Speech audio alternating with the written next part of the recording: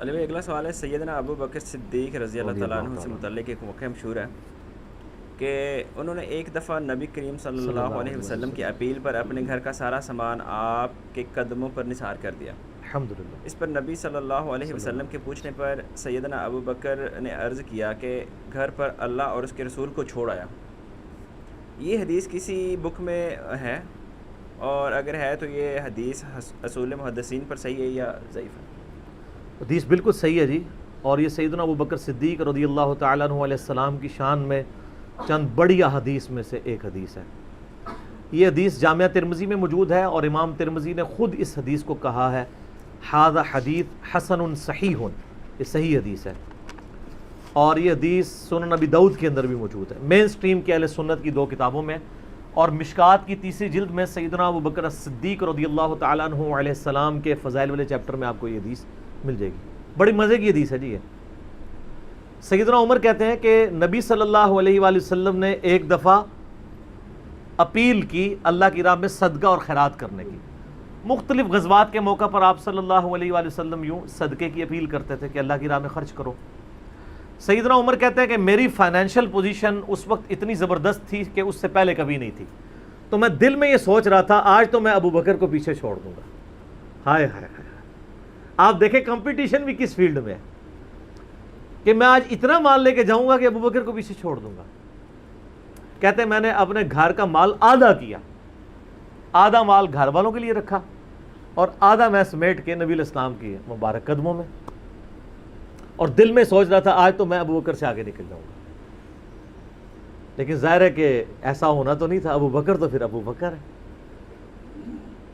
تو سیدنا ابو بکر صدیق رضی اللہ تعالیٰ عنہ اپنے پورے گھر کا مال اٹھا کے نبی علیہ السلام کی خدمت میں حاضر ہوئے، یا رسول اللہ یہ میری طرف سے صدقہ۔ اس موقع پر آپ صلی اللہ علیہ وآلہ وسلم نے سیدنا ابو بکر سے پوچھا کہ اپنے پیچھے گھر والوں کے لیے بھی کچھ چھوڑ کے آئے ہو؟ تو سیدنا ابو بکر صدیق رضی اللہ تعالیٰ نے فرمایا ابقیت، میں نے باقی رکھا ہے اپنے گھر والوں کے لیے اللہ اور اس کا رسول عز و جل و صلی اللہ علیہ وآلہ وسلم، یعنی میں اپنے گھر والوں کے لیے اللہ اور اس کے رسول صلی اللہ علیہ وآلہ وسلم کی محبت، ان پر کامل ایمان، کامل یقین چھوڑ کے آئے ہوں۔ کیوں؟ سورہ توبہ کی آیت ہے کہ اللہ تعالیٰ نے مومنین کی جانیں اور مال جنت کے بدلے میں خرید لی ہیں، لہٰذا اہل ایمان خوشیاں مناؤ اس بیع کے اوپر، اس بیع پہ۔ بیع کہتے ہیں تجارت کو، اسی سے لفظ بیعت بھی نکلا ہے۔ قرآن میں تو ہے کہ ہماری بیعت کس کے ساتھ ہے؟ اللہ کے ساتھ، جنت کے بدلے میں جان اور مال۔ کس کے ذریعے؟ رسول اللہ کے ذریعے صلی اللہ علیہ وآلہ وسلم۔ اللہ کے سامنے انسان اپنے آپ کو بیچ سکتا ہے، انسان کے سامنے نہیں۔ وہ لہٰذا وہ جو بیعت جب کروا رہے ہوتے ہیں کہتے ہیں نہیں بیعت کا مطلب آپ نے اپنا آپ ہمارے آگے بیچ دیا۔ وہ آپ کے آگے کیا بیچا ہے؟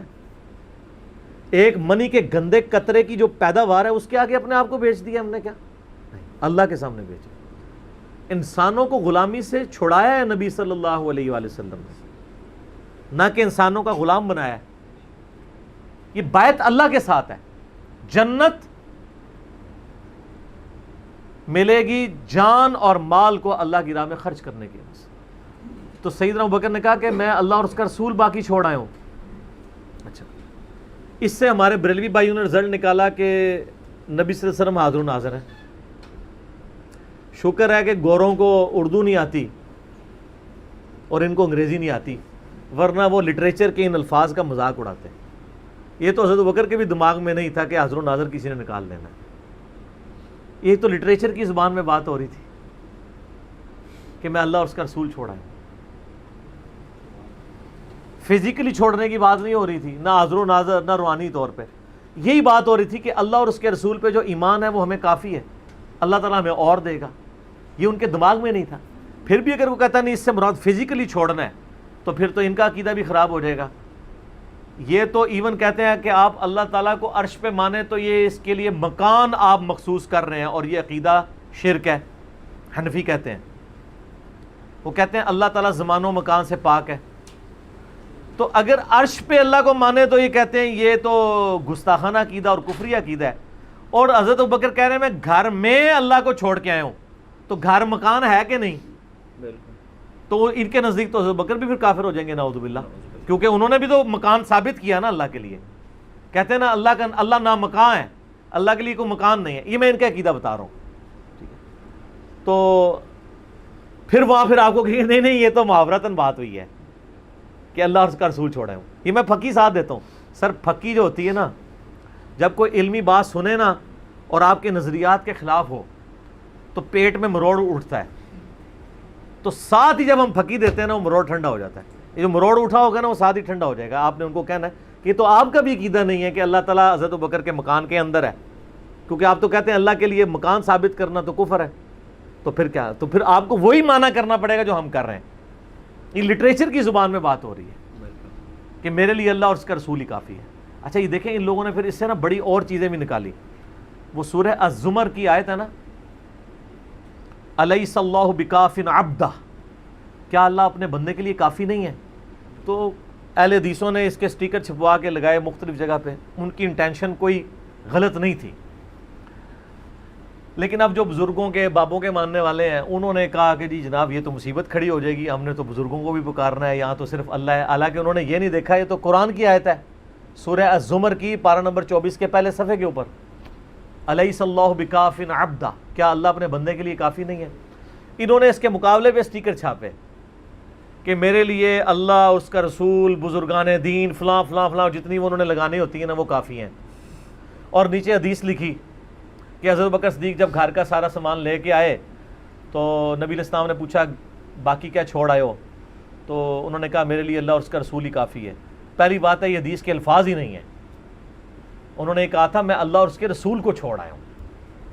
اس کا بالمفہوم ترجمہ آپ بنا سکتے ہیں، لفظی ترجمہ یہ تھا. لیکن چونکہ انہوں نے کافی کے مقابلے پہ کافی کرنا تھا نا تو ترجمہ چینج کیا. پہلی تو یہ ڈنڈی ماری، اور وہ تو اب ڈنڈی ہم نے اللہ کے فضل سے ختم کر دی ان کی. میرا اس پہ کلپ بھی ایک ریکارڈ ہو چکا ہے، میرے لیے اللہ اور اس کا رسول کافی ہے. ہم مانتے ہیں اگر آپ دینی تعلیمات کی بات کریں تو ہمارے لیے اللہ اور اس کا رسول، نبی علیہ السلام کے صحابہ، آپ کے اہل بیت، تابعین، تبع تابعین، صحیح العقیدہ مسلمان سارے ہمارے لیے کافی ہیں. لیکن یہ تقدیر کے معاملات کی بات نہیں ہو رہی ہے، علم دین کے پوائنٹ آف ویو سے بات ہو رہی ہے. جب تقدیر سے کوئی چیزیں ریلیٹڈ ہوں گی پھر صرف اللہ کے ساتھ خاص ہے. یہ وہ ان معاملوں میں بھی کر رہے ہوتے ہیں کہ غیر اللہ کو پکارا جائے. یعنی آپ جو اللہ کے ساتھ عقیدہ رکھے ہیں نا کہ اللہ تعالیٰ آپ کی مشکل پریشانی حل کرتا ہے، ایاک نعبد و ایاک نستعین، وہ یہ عقیدے اپنے بابوں سے ریلیٹ کرنے کے لیے نا تو یہ پھر چیزیں گھڑتے ہیں اور اس میں اس طرح کی پلی لیتے ہیں.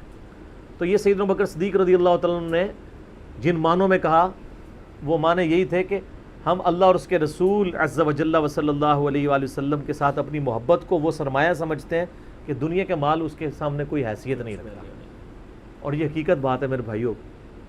اس امت میں سیدنا ابوبکر صدیق رضی اللہ تعالیٰ عنہ کی مبارک ذات نبی صلی اللہ علیہ وآلہ وسلم کے ساتھ اور اللہ کے ساتھ کمٹمنٹ کی ایک اعلیٰ ترین مثال ہے. صحیح بخاری میں حدیث ہے، نبی صلی اللہ علیہ وآلہ وسلم نے فرمایا مجھ پہ مال اور وقت کے اعتبار سے تمام مخلوق میں سب سے زیادہ احسان ابو بکر کے ہیں. دو ہی چیزیں ہو سکتی ہیں نا، یا آپ کسی کو اپنا مال دے سکتے ہیں یا وقت. وقت زندگی، آپ بھی وقت دے کے یہاں بیٹھے ہوئے نا، یا مال خرچ کریں گے یا وقت. ایون جو مال بھی آپ خرچ کر رہے ہیں وہ بھی وقت ہی ہوتا ہے، کیونکہ وقت لگا کے آپ نے مال کمایا ہوتا ہے. نبی علیہ السلام نے فرمایا کہ اپنے وقت اور مال کے اعتبار سے سب لوگوں سے بڑھ کے مجھ پہ احسان ابو بکر کا ہے. اور اگر اس کے ساتھ ہی الفاظ ہے بخاری مسلم میں، حدیث بخاری مسلم دونوں میں ہے، اگر میں دنیا میں اپنا خلیل کسی کو بناتا تو ابو بکر کو بناتا، لیکن میں نے اپنا خلیل اپنے رب کو بنایا ہے. سر توحید ہر جگہ اوپر ہے. ان صلاتی و نسکی و محیایا و مماتی للہ رب العالمین، بے شک میری نماز، میری قربانی، میرا جینا، میرا مرنا سب اللہ کے لیے. البتہ ابو بکر میرے دین کے اعتبار سے اور مودت کے اعتبار سے میرے دوست ہیں، میرے بھائی ہیں، لیکن خلیل اللہ ہی ہے. محسن کا لفظ بھی استعمال کیا ہے. نہیں احسان، یہ احسان ہی ہوگا نا، محسن ہی ہوگا نا احسان والا. ایک روایت ترمذی میں ہے، وہ ضعیف ہے، میں ساتھ بیان کر دوں، اس میں الفاظ ہیں کہ میں نے دنیا میں ہر شخص کے احسان کا بدلہ اتار دیا سوائے ابو بکر کے. یہ روایت اصول محدثین پہ کمزور ہے، لیکن جو میں نے روایت بیان کی ہے نا وہ صحیح بخاری کی ہے، وہ اس میں آلموسٹ فٹ ہی نہیں بیٹھتی ہے. تو سیدنا ابو بکر صدیق رضی اللہ تعالیٰ نے کوئی موقع نہیں جانے دیا نبی علیہ السلام کے ساتھ، اپنی کمٹمنٹ میں کہیں پہ بھی کمزوری نہیں دکھائی پوری زندگی. آپ کو پتہ ہے صحیح بخاری میں موجود ہے، عروہ ابن زبیر حضرت ابو بکر کا نواسہ کہتا ہے کہ میں نے عبداللہ بن عمر بن عاص سے پوچھا کہ نبی علیہ السلام پہ جو کافروں نے مصیبتیں ڈھائی تھی ان میں سے کوئی مشکل وقت ہمیں بتائیں. احد کا وقت تو سب کو پتہ ہے. تو انہوں نے کہا مجھے وہ وقت یاد ہے کہ مکے کا دور تھا، تو عقبہ ابن ابی معیط جس نے ایک دفعہ نبی علیہ السلام کے، صحیح بخاری مسلم میں آتا ہے کہ کندھے پہ اوجڑی لا کے اونٹ کی رکھ دی تھی، پھر سیدہ فاطمہ آئی انہوں نے ہٹائی، اس نے نبی علیہ السلام کے گردن میں ایک دفعہ چادر ڈالی، صحیح بخاری میں آتا ہے، اور اتنی زور سے کھینچی گلا دبایا، قریب تھا کہ آپ کی مبارک آنکھیں باہر نکل آتی. تو اتنے میں سیدنا ابو بکر صدیق وہاں آئے اور انہوں نے اس کو مار کے ہٹایا، اور قرآن کی وہ آیت پڑھی، کیا تم ایک شخص کو صرف اس لیے مار دینا چاہتے ہو کہ وہ کہتا ہے کہ میرا رب اللہ ہے؟ اور پھر اس کے بعد جو حضرت ابو بکر کی پٹائی ہوئی وہ الگ چیز ہے، لیکن وہ اس لیول کے اوپر اپنی جان نثار کرنے کے لیے تیار ہو جاتے تھے. غزوہ احد کے موقع پر صحیح بخاری میں آتا ہے کہ 12 بندے صرف نبی صلی اللہ علیہ وسلم کے ساتھ رہ گئے تھے 700 میں سے، اور ان 12 میں حضرت ابو بکر بھی شامل تھے، حضرت علی بھی تھے، حضرت عمر بھی تھے. اس وقت بھی کمٹمنٹ آپ دیکھ لیں، پیچھے نہیں بالکل ہٹے. ہر موقع پہ جہاں پہ قربانی کا موقع آیا پوری کمٹمنٹ کے ساتھ نبی صلی اللہ علیہ وآلہ وسلم کا ساتھ دیا. حضرت عمر بن عاص کہتے ہیں بخاری اور مسلم دونوں میں، نبی علیہ السلام نے مجھے ایک لشکر روانہ کیا تو اس لشکر کا امیر بنایا، تو مجھے یہ زوم ہوا کہ میں حضور کا بڑا لاڈلا ہوں. تو میں نے کہا یا رسول اللہ صلی اللہ علیہ وسلم آپ کو لوگوں میں سب سے بڑھ کے محبوب کون ہے؟ تو فرمایا عائشہ سلام اللہ علیہ. تو میں نے کہا نہیں یا رسول اللہ میں مردوں میں پوچھ رہا ہوں. تو کہا اس کا باپ ابو بکر. پوچھا اس کے بعد، کہا عمر. اور پھر کہتے ہیں میں حضور سے پوچھتا گیا، آپ نام لیتے کہ میرا نام کوئی نہیں لیا، پھر میں خاموش ہو گیا کہیں میں ان بندوں میں شامل ہی نہ ہوں. صحیح بخاری میں آتا ہے عبداللہ بن عمر رضی اللہ تعالیٰ عنہما کہتے ہیں کہ ہم نبی علیہ السلام کی موجودگی میں یہ کہا کرتے تھے کہ رسول اللہ صلی اللہ علیہ وآلہ وسلم کے بعد سب سے افضل ابو بکر ہیں، اور پھر عمر ہیں، اور پھر عثمان ہیں. اور اس کے بعد ہم صحابہ میں تفریق نہیں کیا کرتے تھے کہ کون کس سے اوپر ہے ان تینوں کے بارے میں. لیکن یہاں پہ میں ایک ٹیکنیکل مسئلہ آپ کو بتا دوں کہ جب کبھی بھی صحابہ میں فضیلت کی بات ہو رہی ہوتی ہے نا تو وہ ایکسکلوڈنگ اہل بیت ہوتا ہے، کیونکہ صحابہ کرام بھی اہل بیت کو ایک الگ سے آئیڈینٹی تصور کرتے تھے، اور محدثین بھی. ورنہ تو ظاہر ہے کہ صحیح بخاری میں ہے، مسلم میں بھی، کہ فاطمہ میرے جگر کا ٹکڑا ہے، جس نے فاطمہ کو تکلیف دی اس نے مجھے تکلیف دی. سیدنا ابو بکر بھی کبھی یہ جرت نہیں کریں گے کہ کہیں کہ میں رسول اللہ کو فاطمہ سے بڑھ کے محبوب ہوں، کبھی بھی نہیں یہ جرت کریں گے. اس کے الٹ آپ کو حدیثیں بخاری مسلم میں مل جائیں گی، وہ ٹاپک الگ ہے. میں آپ کو ایک شرعی مسئلہ سمجھا رہا ہوں. محدثین کے ہاں، صحابہ کے ہاں جب کبھی بھی صحابہ کی فضیلت کی بات ہو رہی ہوتی ہے تو وہ ادر دین اہل بیت ہوتا ہے. یعنی اگر یہ فضیلت کی بات ہو رہی ہے تو اس میں حضرت فاطمہ، حسن و حسین، حضرت علی شامل نہیں ہیں، ان کا مقام وہ ہاں وہ الگ سے ہیں، وہ کیٹیگری الگ ہے، وہ اہل بیت کی کیٹیگری میں فال کرتی ہے. اور یہ اہل بیت کی کیٹیگری اتنی سٹرونگ ہے، آپ حدیث کی کتابوں میں دیکھیں گے کہ صحابہ کرام کے فضائل پہ چیپٹر الگ ہے، اہل بیت پہ الگ ہے، اور امہات المومنین پہ الگ ہے. ایون امہات المومنین کو بھی اہل بیت سے الگ سے ذکر کیا جاتا ہے. اہل بیت کی ٹرم جو محدثین کے ہاں مانی جاتی ہے، اگرچہ امہات المومنین بھی اہل بیت ہیں، لیکن وہ اسپیسیفکلی سیدنا علی، حسن حسین اور سیدہ فاطمہ کے لیے. تو یہ میں آپ کو کیٹیگری بتا رہا ہوں. تو بہرحال یہ خود مولا علی علیہ السلام کے بارے میں صحیح بخاری میں آتا ہے، محمد ابن حنفیہ نامی ایک عورت سے حضرت علی کا بیٹا تھا، اس کا نام تھا محمد. حضرت فاطمہ کی زندگی میں تو حضرت علی نے دوسری شادی نہیں کی، وہ صحیح بخاری مسلم میں آتا ہے، نبی علیہ السلام نے ان کو منع کیا تھا، یہ ان کی خصوصیت تھی. بعد میں انہوں نے کچھ شادیاں کی، اس سے بھی اولاد ہوئی، جس میں حضرت سیدہ حنفیہ نامی ایک عورت تھیں، ان سے ایک بیٹا تھا محمد ابن حنفیہ. صحیح بخاری میں آتا ہے حضرت ابو بکر کے فضائل کے چیپٹر میں کہ محمد ابن حنفیہ کہتا ہے کہ میں نے اپنے والد علی ابن ابی طالب سے پوچھا ابا جان بتائیں رسول اللہ کے بعد اس امت میں سب سے افضل کون ہے؟ تو انہوں نے کہا ابو بکر۔ تو میں نے پوچھا اس کے بعد؟ فرمایا عمر۔ اور ان کا میں تیسری دفعہ میں نے سوچا کہ میں اگر پوچھا تو یہ عثمان کا نام لیں گے، تو میں نے کہا اس کے بعد تو آپ کا ہی نمبر ہوگا، لیکن وہ تو علی تھے نا۔ تو انہوں نے کہا کہ میں تو عام مسلمانوں میں سے ایک مسلمان ہوں۔ وَمَنْ أَحْسَنُ قَوْلًا مِّمَّنْ دَعَا إِلَى اللَّهِ وَعَمِلَ صَالِحًا وَقَالَ إِنَّنِي مِنَ الْمُسْلِمِينَ۔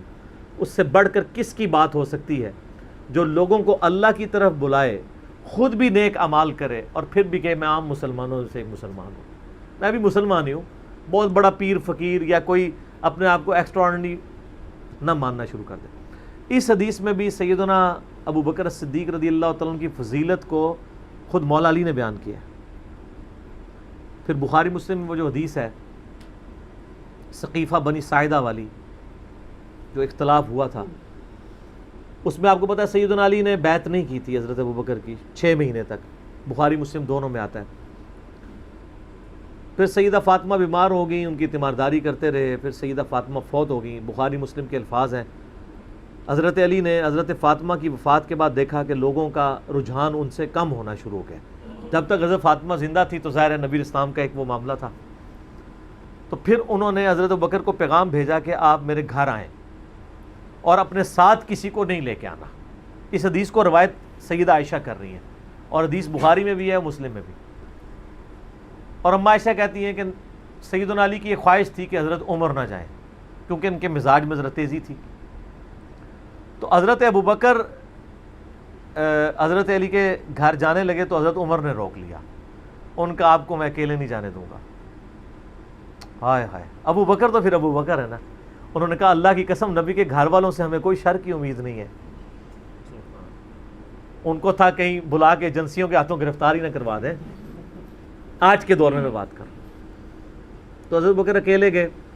سیدنا علی نے حضرت بکر سے کہا کہ اللہ نے جو آپ کو ہم پہ فضیلت دی ہے اس امر خلافت میں، ہمیں آپ سے کوئی حسد نہیں ہے، لیکن نبی علیہ السلام کی قربت کے ناطے اور آپ کے اہل بیت ہونے کے ناطے ہم یہ سمجھتے ہیں کہ ہمیں اس مشورے میں شامل کرنا چاہیے تھا۔ تو سیدنا ابوبکر نے رونا شروع کر دیا۔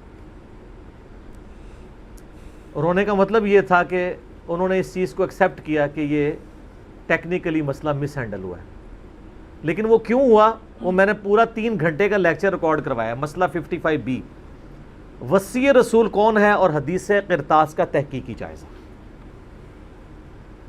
جب رونا شروع کیا تو سیدنا علی نے کہا کہ بس اب میں آپ کی اعلانیہ بیعت کروں گا، یہ ہے للہیت، ورنہ وہ کہتے کہ ابو بکر میں بیعت کرتا ہوں باہر جا کے بتا دینا، یہ کام ہوتا تو اکڑ والا ہوتا، لیکن وہ تو علی تھے، اکڑ تو دور دور تک نہیں تھی، زہد تھا، عاجزی تھی، اللہ کا تعارف تھا۔ کہا میں اعلانیہ بیعت کروں گا آپ کی۔ آج کے ہوتے تو کہتے جی باہر جا کے آپ بتا دیں، میں ایک ٹویٹ کر دوں گا پیچھے سے کہ بس ہو گئی ہے ہمارا آپس میں۔ نہیں، ظہر کے وقت بخاری مسلم کے الفاظ ہیں، سیدنا ابو بکر نماز کے بعد ممبر پہ چڑھے اور حضرت علی کے فضائل بیان کیے، اور پھر بیان کیا کہ ان کے بیعت نہ کرنے کی وجہ کیا تھی، اور پھر ممبر سے نیچے اتر آئے۔ پھر حضرت علی ممبر پہ چڑھے اور حضرت ابو بکر کے فضائل بیان کیے اور اپنے بیعت نہ کرنے کی وجوہات بتائیں، اور پھر اعلانیہ بیعت کی، اور حضرت علی ممبر سے اترے تو تمام مسلمان پھر حضرت علی سے خوش ہو گئے کہ انہوں نے اس مسئلے میں قربانی والا معاملہ کیا۔ تو یہ بھی ایک موقع تھا۔ اس میں الفاظ ہیں کہ حضرت ابو بکر کہتے ہیں اللہ کی قسم حضرت علی سے روتے ہوئے کہ مجھے نبی کے گھر والے اپنے گھر والوں سے بڑھ کے عزیز ہیں۔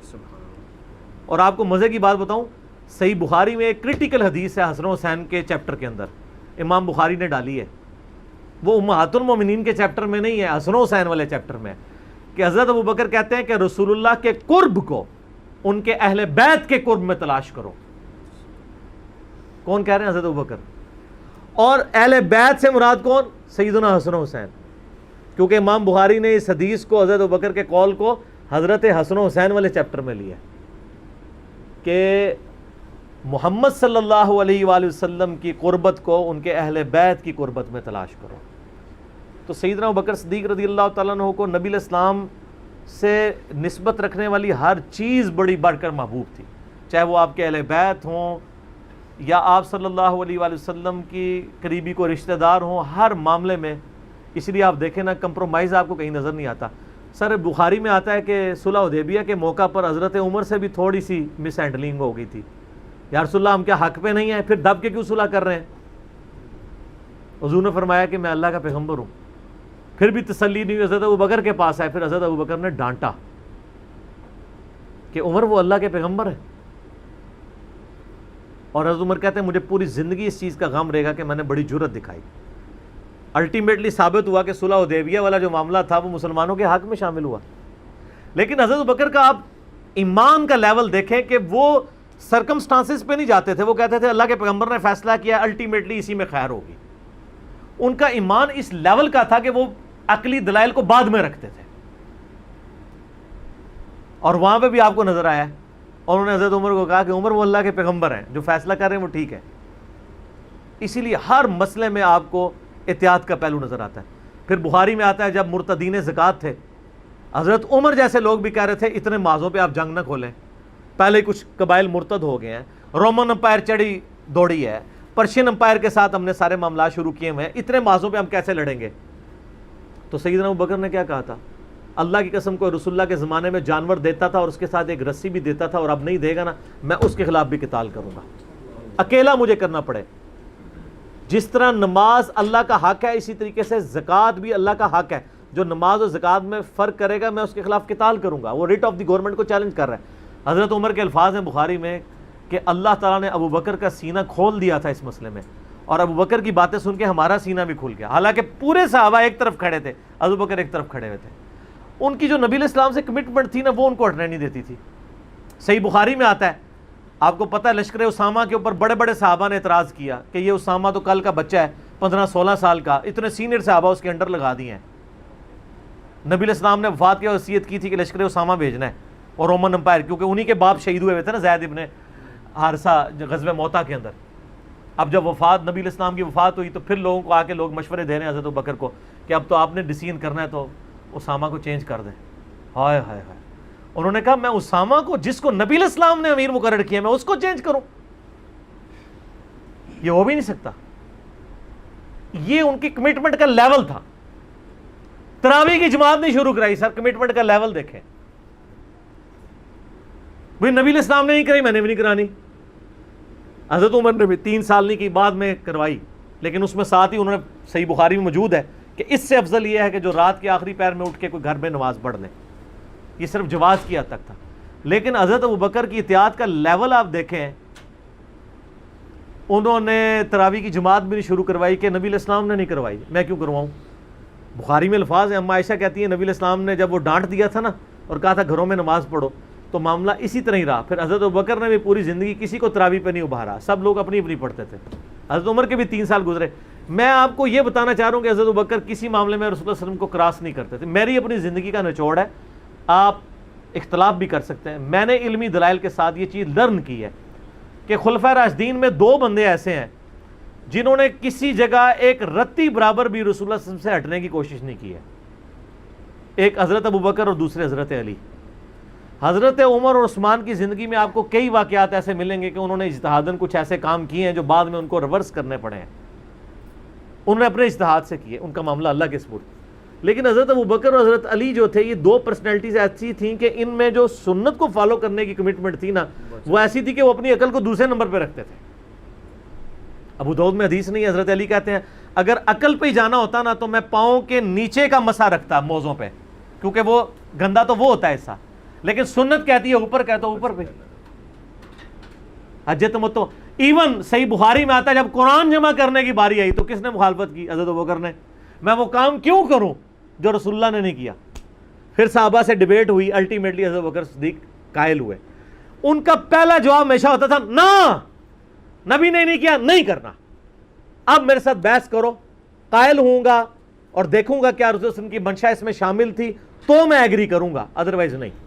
اسی وجہ سے حج تمتع پہ بھی پابندی نہیں لگائی. حضرت عمر نے لگائی، بعد میں ریورس کرنی پڑی. حضرت عثمان نے بھی لگائی، پھر ریورس کرنی پڑی. صحیح بخاری میں آتا ہے حضرت علی نے مخالفت کی. لیکن حضرت بکر کی زندگی میں آپ کو سنت کے ساتھ کمٹمنٹ کا یہ لیول ملے گا، کبھی ان کو کوئی ڈیسیژن ریورس نہیں کرنا پڑا. ان کی نبی علیہ السلام کے ساتھ جو عقیدت تھی نا، اور ہر معاملے میں، حتیٰ کہ صحیح بخاری اور مسلم میں آتا ہے. اور نبی علیہ السلام کا کیا ریگارڈ ہے، بخاری مسلم دونوں میں آتا ہے کہ نبی صلی اللہ علیہ وآلہ وسلم نے، یعنی بیماری کے دن تھے آپ کے، آپ نے فرمایا کہ ابو بکر کو میری جگہ نماز پڑھائیں. تو حضرت عائشہ کہتی ہیں کہ میں نے کہا یا رسول اللہ صلی اللہ علیہ وسلم، میرے باپ جو ہیں رقیق القلب ہیں، آپ کی جگہ مصلی پہ کھڑے ہوں گے نا تو وہ برداشت نہیں کر سکیں گے کہ یہ دن بھی دیکھنا پڑا کہ اللہ کے نبی مصلی پہ نہیں آئے اور میں ان کی جگہ کھڑا ہوں، تو نماز نہیں پڑھا پائیں گے. تو آپ فرمایا لا، ابو بکر کو کہو کہ نماز پڑھائیں. پھر انہوں نے ریکویسٹ کی، نبی علیہ السلام اتنے غصے میں آئے. بخاری اور مسلم کے الفاظ ہیں، آپ نے فرمایا تم تو یوسف والیاں ہو. ہوئے ہوئے ہوئے ہوئے. یوسف کو کس نے تنگ کیا تھا؟ ان کے بھائی زلیخا اور باقی عورتوں نے. کتنی نٹوریس مثال تھی اگر آپ کمپیئر کرنا شروع کریں. بالکل 100% بٹھائیں تو حضرت یوسف کو تنگ کیا نا، اپنی طرف مائل کرنا چاہتی تھی.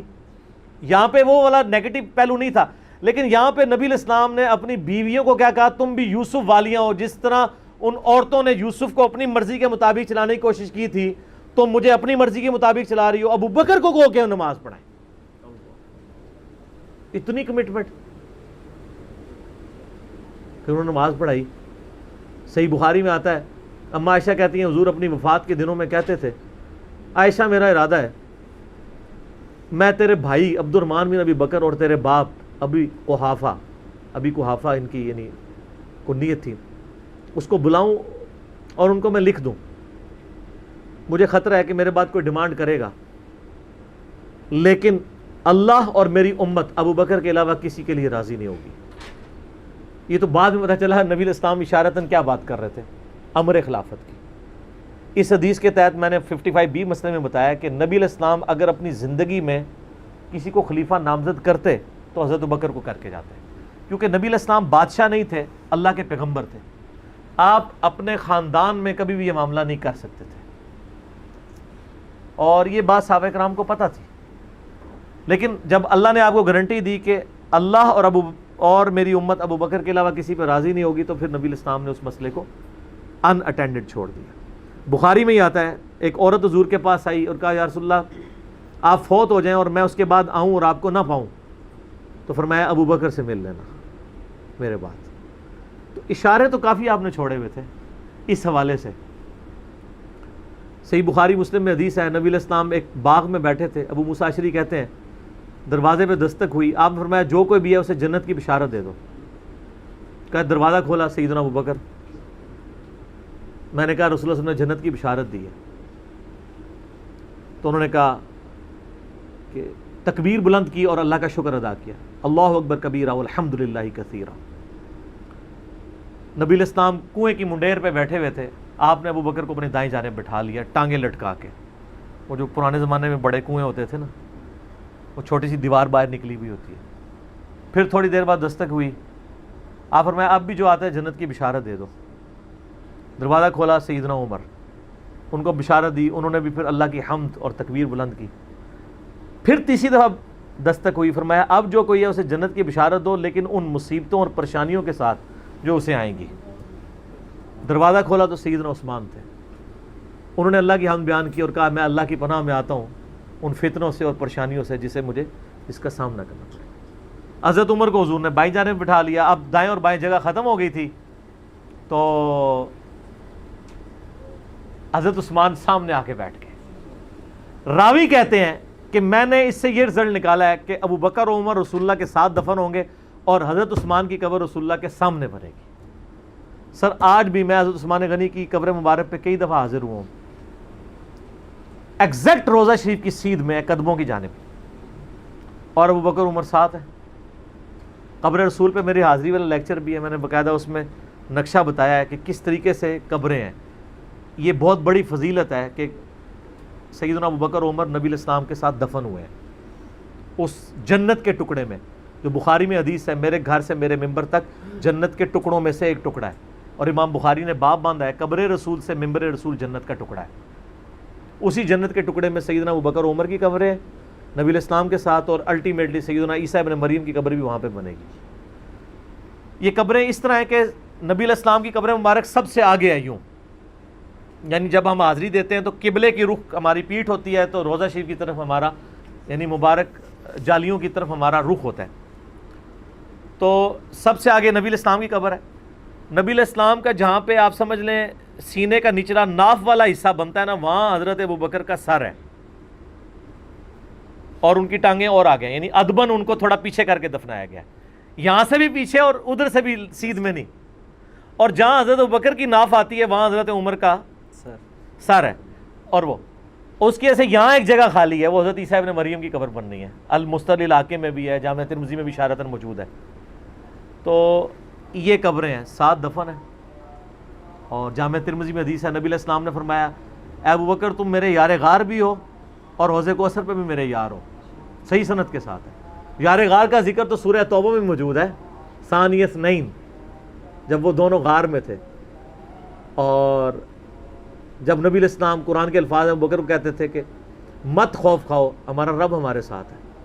صحیح بخاری میں آتا ہے کہ حضرت ابوبکر نے کہا یا رسول اللہ صلی اللہ علیہ وسلم اگر کفار نے اپنے پاؤں کی جانب سے یوں دیکھ لیا تو ہم دونوں نظر آ جائیں گے۔ تو ان کا ابوبکر تمہیں غم کھانے کی ضرورت نہیں، تمہارا ان کے بارے میں کیا خیال ہے، ان دونوں کے بارے میں جن کے ساتھ تیسرا اللہ ہو، تو وہیں سے آپ دیکھ لیں۔ صحیح مسلم میں ایک حدیث ہے کہ نبی صلی اللہ علیہ وآلہ وسلم ایک دفعہ ہیرا پہاڑ کے اوپر چڑھے، آپ کے ساتھ سیدنا ابوبکر، عمر، عثمان اور علی اور طلحہ اور زبیر تھے۔ آپ نے فرمایا اور وہ جو پہاڑ تھا ہیرا پہاڑ وہ بھی وجد میں آ گیا ہوگا، ہلنا شروع کر دیا۔ آپ نے فرمایا تھم جا، تجھ پہ اس وقت نبی، صدیق اور شہداء کے سوا کوئی نہیں ہے۔ یعنی نبی کون؟ خود نبی صلی اللہ علیہ وآلہ وسلم۔ صدیق کون؟ سیدنا ابوبکر صدیق، اور باقی سارے شہداء، حضرت عثمان، حضرت علی، طلحہ اور زبیر، سارے شہید ہوئے۔ اچھا یہ صدیق کا لقب بھی ثابت ہے، بخاری مسلم میں آپ کو ویسے تو سیدنا ابوبکر کے نام کے ساتھ صدیق ملے گا، یہ لقب پڑا کہاں سے تھا؟ وہ دلائل النبوہ امام بیہقی کی کتاب میں بھی ہے، سنن طبرانی کے اندر بھی، اور کئی کتابوں میں موجود ہے، صحیح ابن حبان میں، ابن خزیمہ میں، کہ معراج کے موقع کے اوپر جب نبی صلی اللہ علیہ وآلہ وسلم نے بتایا کہ راتوں رات اللہ نے مجھے بیت المقدس سے تک، خانہ کعبہ سے بیت المقدس اور وہاں سے آسمانوں کی سیر کروائی ہے، تو آپ کو سیدنا ابوبکر کو آ کے کافروں نے کہا کہ دیکھو تمہارا ساتھی کس طرح کی باتیں کر رہا ہے۔ تو انہوں نے کہا کہ ہم نے نبی صلی اللہ علیہ وسلم کے کہنے پہ اتنی بڑی بڑی چیزیں مان لی ہیں، تو یہ کہہ رہے ہیں تو یہ بھی ٹھیک بات ہے۔ تو یعنی وہ تصدیق کرنے والے بنے، اس وجہ سے ان کو صدیق کہا جاتا ہے۔ ویسے تو قرآن حکیم میں انبیاء کے بعد جو درجہ آیا ہے من النبیین والصدیقین والشہداء والصالحین، وہ بھی الگ سے ہے اس حوالے سے۔ ابو بکر کا مطلب یہ ارکام میں پہل کرنے والا، اور جامع ترمذی میں حدیث ہے نبی علیہ السلام نے فرمایا ابو بکر عتیق ہے، آگ سے آزاد کیا گیا۔ جو اشرم وشرہ والی 10 صحابہ کو ایک مجلس میں جنت کی بشارت ہے، اس میں پہلے نمبر پہ ابو بکر فی الجنہ، عمر فی الجنہ، عثمان فی الجنہ، علی فی الجنہ، طلحہ فی الجنہ، زبیر فی الجنہ، عبد الرحمن بن عوف فی الجنہ، ابو عبیدہ ابن جرح فی الجنہ، سعید ابن زید فی الجنہ، سعد ابن ابی وقاص فی الجنہ۔ یہ 10 کے 10 صحابہ کو ایک مجلس میں جنت کی بشارت ملی ہے۔ سیدنا ابوبکر کی نبی علیہ السلام کے ساتھ کمٹمنٹ کا آپ لیول دیکھیں کہ مزاج آپ کو پتہ بڑا نرم تھا، لیکن جہاں نبی علیہ السلام کا معاملہ آتا تھا تو آپ سے زیادہ مضبوط شخص کوئی نہیں تھا۔ مضبوطی کا تعلق جسم کے مضبوط ہونے سے نہیں ہوتا، ایمان کے مضبوط ہونے سے ہوتا ہے۔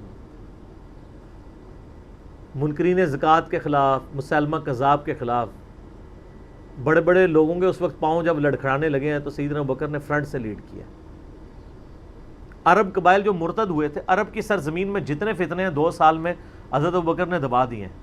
حضرت عمر اس وقت خلیفہ بنے جب عرب کے فتنے ختم ہو چکے تھے،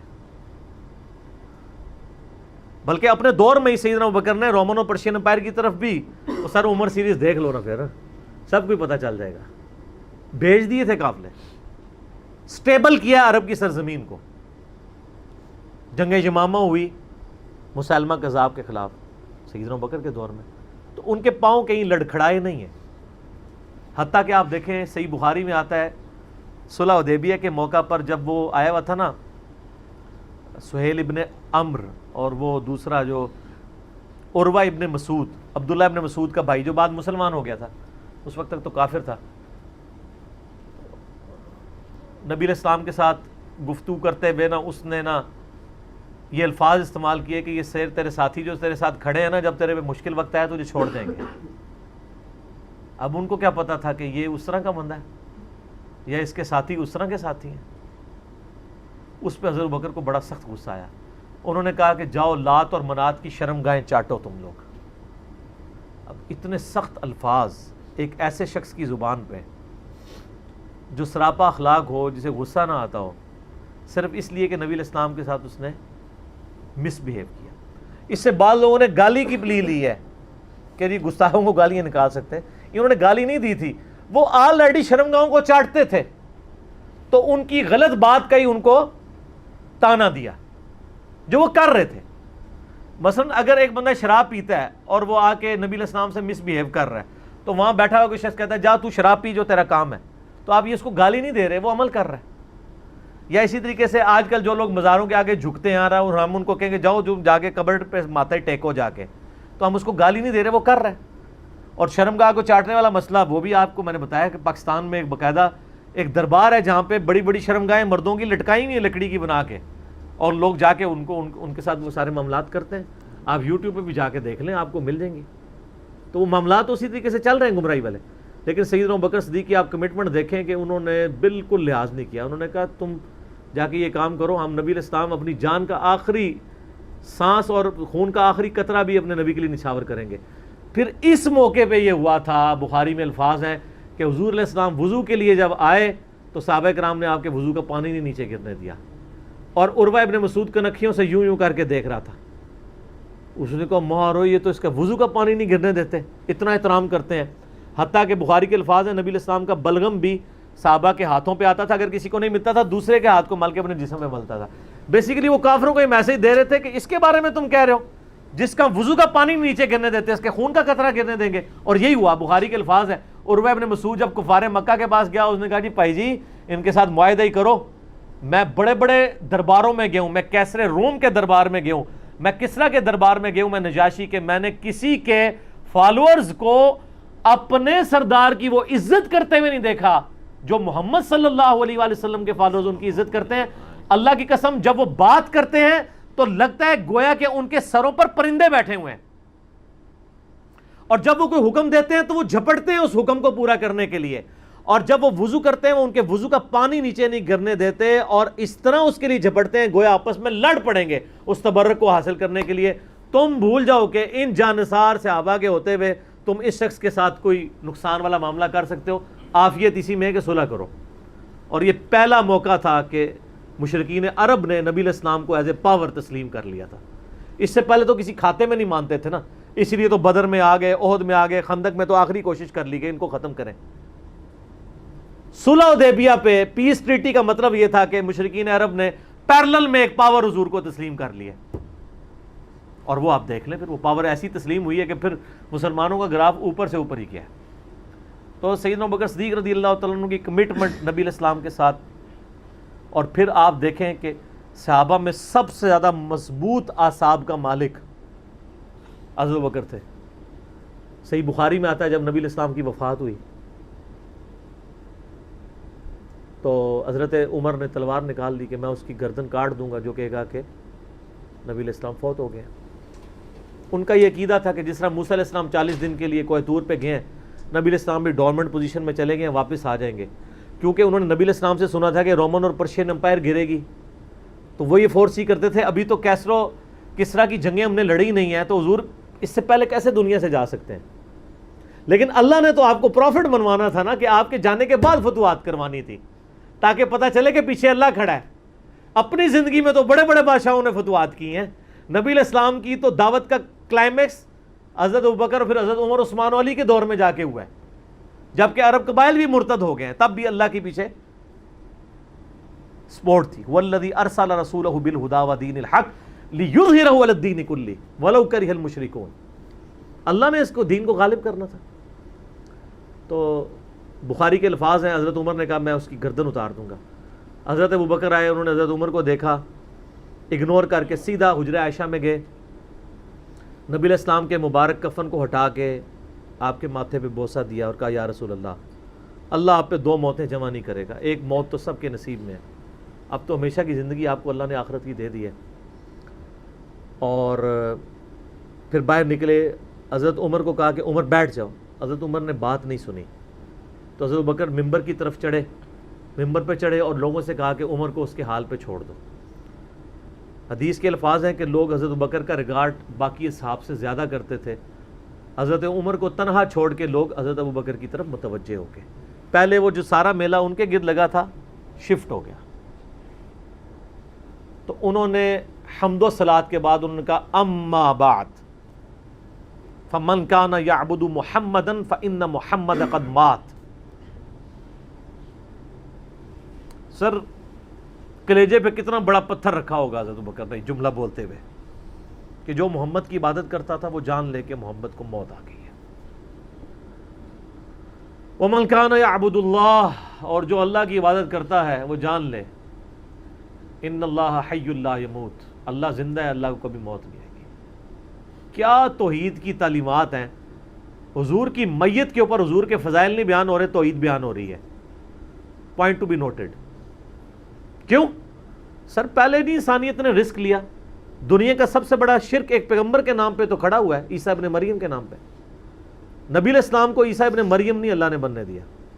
ایسے تربیت یافتہ وہ صحابہ جو کل تک آپ کے وضو کا پانی نیچے نہیں گرنے دے رہے تھے، آج وفات پہ کھڑے ہو کے فرضی خطبہ دے رہے ہیں، جو محمد کی عبادت کرتا تھا جان لو محمد کو موت آ گئی ہے، جو اللہ کی عبادت کرتا تھا جان لو اللہ زندہ ہے۔ پھر آیت بھی پڑھی، صرف فرضی جملہ نہیں بولا۔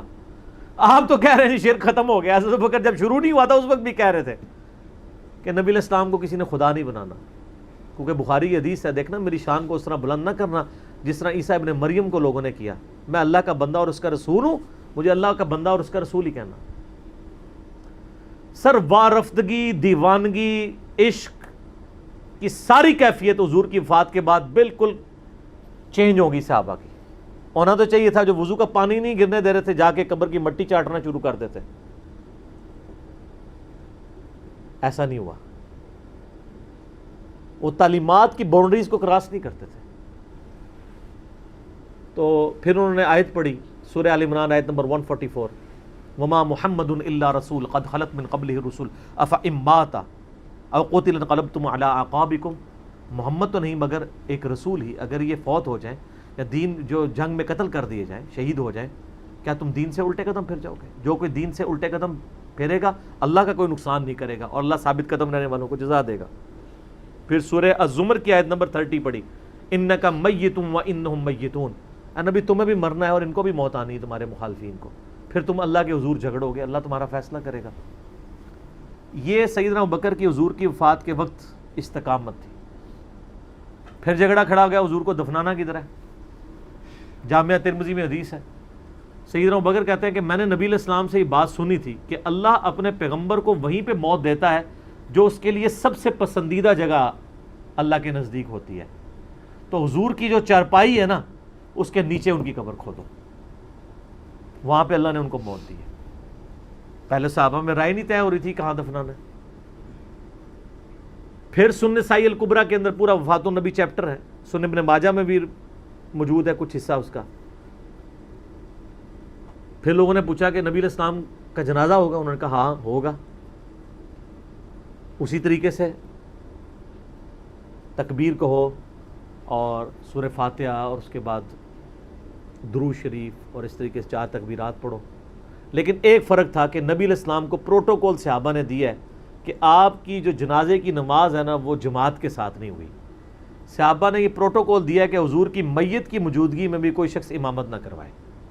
حجرے میں ایک طرف سے لوگ داخل ہوتے تھے، اکیلے اکیلے جنازہ ادا کرتے تھے، اور ڈیٹیل میں آتا ہے 2-3 دن تک جنازہ ہوتا رہا۔ پہلے یعنی مرد داخل ہوئے، اس کے بعد بچے، غلام، پھر عورتیں، اس طریقے سے سب نے جنازہ پڑھا۔ ظاہر ہے 1 لاکھ سے زیادہ لوگ تھے جنازہ پڑھنے والے۔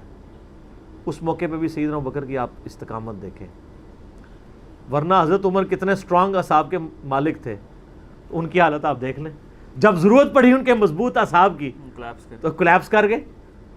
ابوبکر ہی کھڑے ہوئے ہیں، تو حضور کو پتا تھا نا میں نے مصلی پہ کسے کھڑا کرنا ہے. اور بخاری میں الفاظ ہیں جب مصلی پہ کھڑا کیا آپ فرمایا ابو بکر کے علاوہ سارے دروازے بند کر دو, صرف ابو بکر کے گھر کا دروازہ جو مسجد کی طرف کھلتا ہے, جو مسجد کا دروازہ ابو بکر کے گھر کی طرف ہے وہ کھلا رکھو, باقی سارے بند کر دو.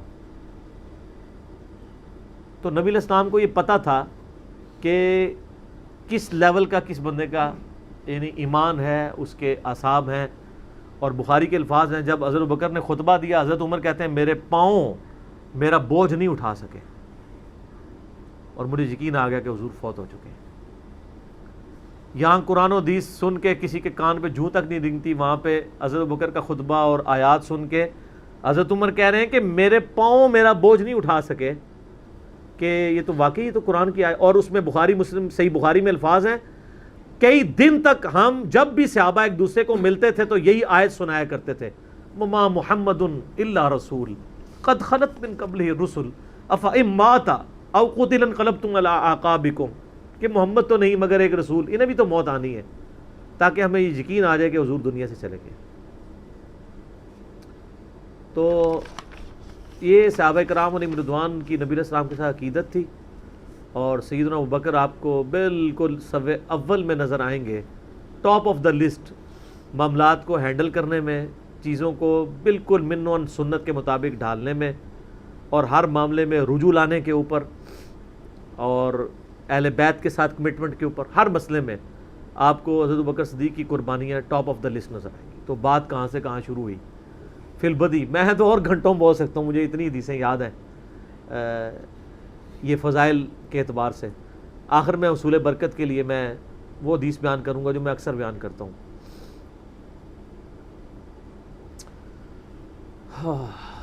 عبداللہ بن عباس رضی اللہ تعالیٰ عنہما کہتے ہیں, بخاری اور مسلم دونوں میں ہے, کہ سیدنا عمر کی میت رکھی ہوئی تھی اور لوگ آ کے ان کی میت پہ سلام پڑھ رہے تھے, اور اپنے اپنے انداز میں خراج تحسین پیش کر رہے تھے کہ اس شخص کی وجہ سے اسلام کو کیا عروج ملا. تو کہتے ہیں اتنے میں نے محسوس کیا کہ ایک شخص میرے پیچھے آ کے کھڑا ہوا اور اس نے میرے کندھے پہ یوں کونی رکھی, میری پیٹھ اس کی جانب تھی, اس نے کونی میرے کندھے پہ یوں رکھی, اور حضرت عمر کی بیعت سے مخاطب ہو کے کہنے لگا کہ اے عمر اللہ تجھ پہ رحم فرمائے, تو روئے ارض پہ ان لوگوں میں سے ایک شخص تھا کہ میری بھی خواہش تھی کہ میں ان اعمال کے ساتھ اللہ کے حضور پیش ہوتا, کہ اگر اللہ کے حضور پیش ہونے کے لیے مجھے بہترین اعمال چاہیے تو تیرے اعمال. ظاہر ہے جی رومن اور پرشین امپائر گھری ہے, کس لیول کا عروج, کیونکہ میں نے رسول اللہ صلی اللہ علیہ وآلہ وسلم سے بارہا سنا تھا, میں ابو بکر اور عمر داخل ہوئے, میں ابو بکر اور عمر نکلے, میں ابو بکر اور عمر نے یہ کیا. تو مجھے بڑی امید تھی کہ تم اپنے دو ساتھیوں سے جا ملو گے, یعنی رسول اللہ اور ابو بکر کے ساتھ صلی اللہ علیہ وآلہ وسلم رضی اللہ تعالیٰ.